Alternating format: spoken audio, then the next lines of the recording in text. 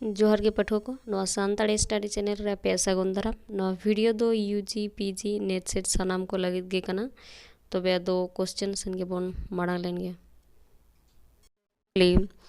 ऑलचिकी दो ओकोया तैयार लिपि तेला पंडित रघुनाथ मुर्मू तैयार लिपि इना तायम पश्चिम बांग्ला रेन ᱧᱩᱛᱩᱢᱟᱱ चितर गढ़हनी दो कोय तेला सोनतान बास्के जिला पश्चिम मेदिनीपुर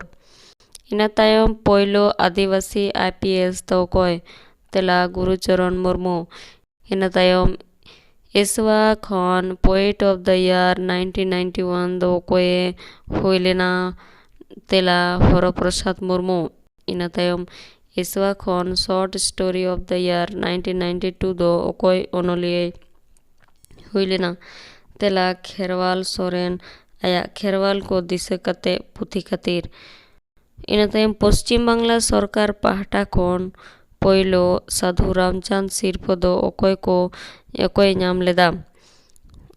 तेला मन धीरेन्द्रनाथ बास्के गोंके नाम लेदा इना तायम मारांग बुरु जय तिरे हिल देश भई मने देबन मिलो ओकोया ऑल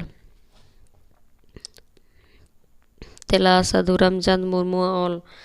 इना तायम रेंगेज रे तेतांग रे एमो रे अतांग रे जानम रोड़ते रोड़ जोंग रोड़ दो जुदगी ओकोया ऑल तेला कवि शारदा प्रसाद किस्कु ऑल इना तायम नितो नोय नोंका धिनंग ओका लेका जीवी रेया कथा बाय रोड़ोआ आमा ओका लेका मने मेना तमा कमी गोद में आलम हापे कोआ नोआ कथा दो ओका पुथी रे मेना तेला बिदु चंदन पुथी रे मेना कदम इना तायम होड़ हपन को मुद्रे ओकोय पोयलो WBBSC पास लेदा तेला भागवत हासदाए पास लेदा वीडियो तो नोडे गे मुचातेना वीडियो नेल लगित सानाम को गे साय साय सरहाव आर हो जाते नोंका गे नवा वीडियो हते आपे को तालाते सेटर दाड़ेया ओना लगित वीडियो तो जस्ती खन जस्ती